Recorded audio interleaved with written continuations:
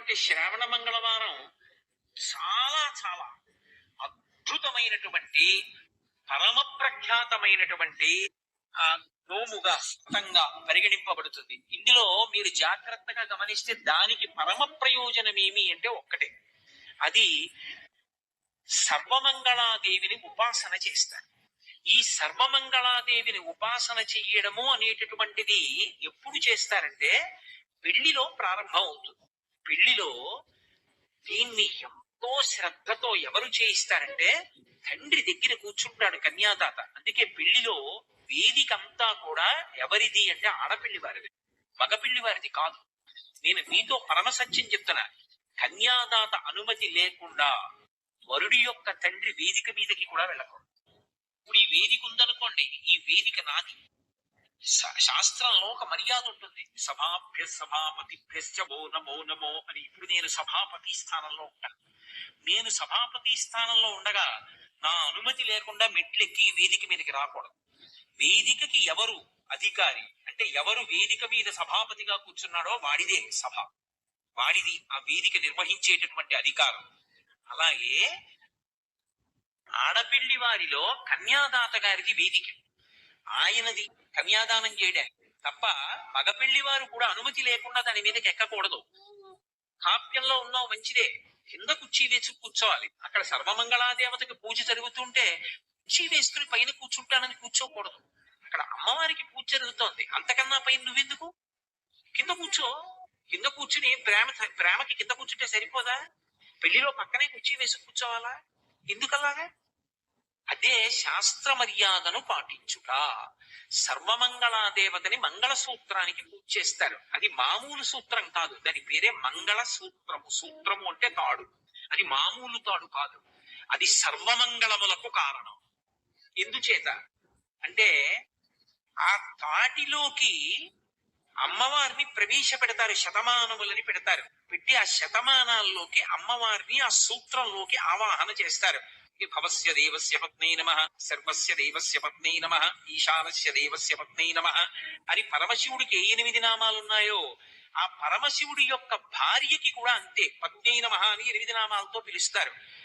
పార్వతీదేవికి సర్వమంగళా దేవత అని పేరు. ఎందుచేతనో తెలుసా? భాగవతంలో నిరూపించింది. పోతన గారు అద్భుతాన్ని ఆవిష్కరించారు. పరమశివుడు హాలాహల భక్షణం చేయడానికి బయలుదేరాడు. దేవతలందరూ భయపడిపోయారు. ఆ హాలాహలం దగ్గరికి వెడితే కాల్చేస్తుంది. కానీ శివుడు మాత్రం తాను నిర్భయంగా ఎదురెళ్ళి నిన్ను నేను తినేస్తానని ఇలా చెయ్యి చాపి హాలాహలాన్ని పట్టుకుని కడి చేసి ఆ ముద్ద చేసి నోట్లో పెట్టుకున్నాడు. పెట్టుకునే ముందు అమ్మవారిని అడిగాడు పార్వతీదేవి. పిల్లలందరూ బాధపడుతున్నారు, పార్వతి హాలాహలం తరువుకొచ్చేస్తోంది. కంటే జగముల దుఃఖము వింటే జలజనిత విషపు వేడిమి ప్రభువై యుండుట ఆర్తుల ఆపద గింటించుట దాన ఫలము దానం కీర్తి మృగాక్షి.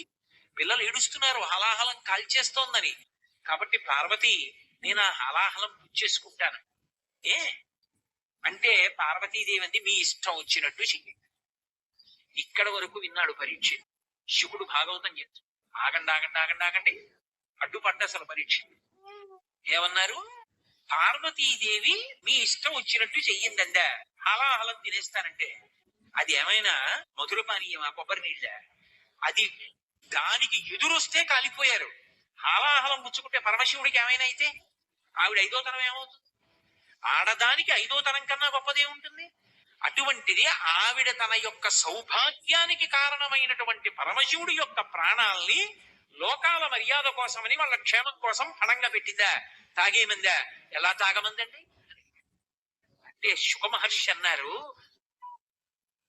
అది బ్రింగిడిది హలాహలమని, బ్రింగిడివాడు శివుండని ఆవిడికి తెలుసు. మింగుతున్నది హాలాహలమని తెలుసు.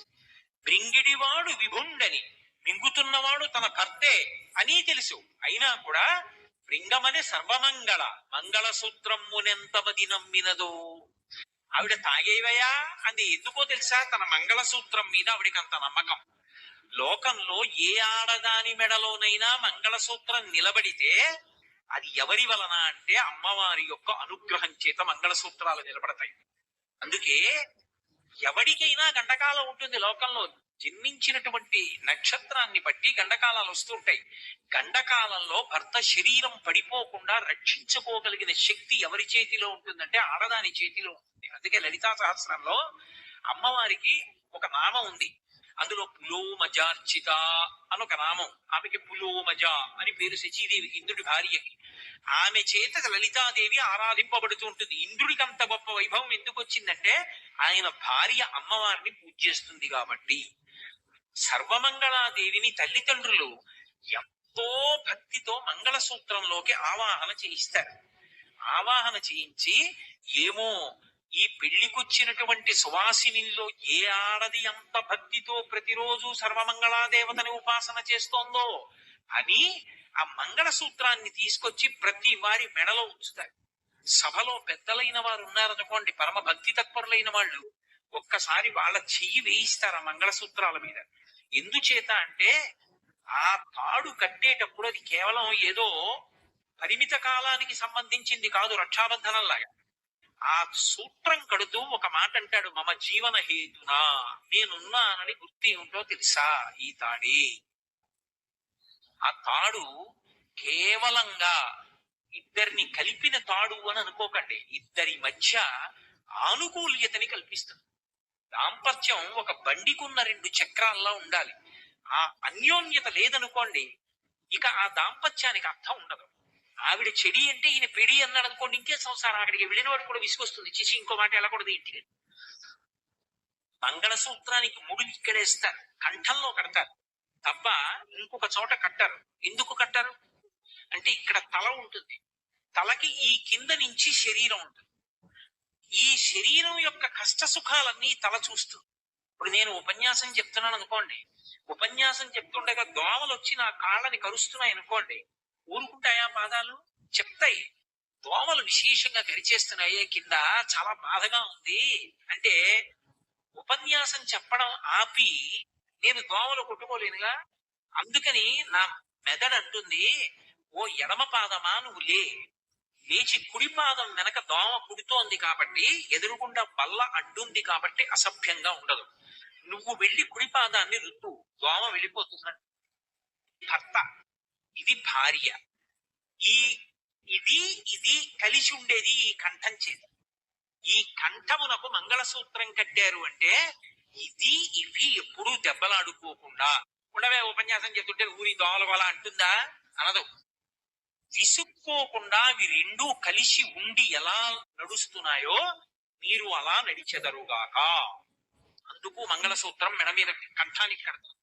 రెండు పార్వతీ పరమేశ్వరుల పాద ద్వంద్వం ఉంటుంది. ఆది దంపతులు వాళ్ళ యొక్క పాదముల మీద ముడి తగులుతూ ఉంటే ఆ ముళ్ళు తగిలితే శాశ్వతత్వం, ఆ మంగళసూత్రం నిలబడుతుంది. అందుకే ఉపాసన యందు భర్త పూజ చెయ్యాలి అంటే ఒక్క అనారోగ్యంగా ఉంటే తప్ప. అనారోగ్యం లేకపోతే ప్రతిరోజు తలస్నానం చెయ్యాలి. తలస్నానం చేయకపోతే పురుషుడికి పూజా మంటపంలో ప్రవేశించే అధికారం లేదు, ఆచమనం చేయకూడదు. ఒంట్లో బాగులేదు, కంఠగత స్నానం ఇక్కడ వరకే స్నానం చేయొచ్చు, లేదా ఇక్కడి నుంచి స్నానం చేయొచ్చు తప్ప ఒంట్లో బాగుంది తలస్నానం చెయ్యాలి. అందున విశేషించి నన్ను సక్రమమైన పవిత్ర బుద్ధితో అర్థం చేసుకోండి. గృహస్థాశ్రమంలో ఉన్నటువంటి భార్యాభర్తలు ముందు రోజు రాత్రి రమించి ఉంటే అసలు ఆ భర్తకి తలస్నానం చేసే వరకు ఏ పవిత్ర వస్తువుని స్పృశించే అధికారం. ఆడదానికి ఇలా నీళ్లు తీసి 3 మాటలు చల్లుకుంటే చాలు, పవిత్రత వస్తుంది. ఎందుచేత పురుషుడు లేచి వెళ్లి పూజా మందిరంలోకి వెళ్ళకూడదు, ఆచమనం చేయకూడదు, తలస్నానం చేస్తే తప్ప. ఆడది మంచం మీద లేచి కూర్చుని వెంటనే మంగళసూత్రాలు ఇలా కళ్ళకద్దుకుని మళ్ళీ కిందకి విడిచిపెడుతుంది. కళ్ళకద్దుకుని నమస్కరించడం ఎందుకో తెలుసా? ఏ భర్త పక్కన పడుకుని నేను మళ్ళీ నిద్ర లేచానో రేపు కూడా నేను అలాగే నిద్ర లేవాలి. అమ్మా, ఆయన లేకుండా శయనం మీద నేను ఒక్కదాన్నే పడుకునే రోజు రాకుండుగాక. నేను బ్రతికున్నంత కాలం అలాగే పడుకోవాలి, నేను ఆయన ఒడిలో వెళ్ళిపోవాలి. ఈ 5వ తనాన్ని మాత్రం అమ్మా నువ్వు తప్ప కాపాడేవాళ్ళు లేరు, వే రక్షించమని మంగళసూత్రాన్ని కళ్ళకద్దుకుంటుంది. అందుకే సువాసిని సువాసిన్యర్చన ప్రీత 5వ తనం ఉన్న వాళ్ళు ఇంత కుంకం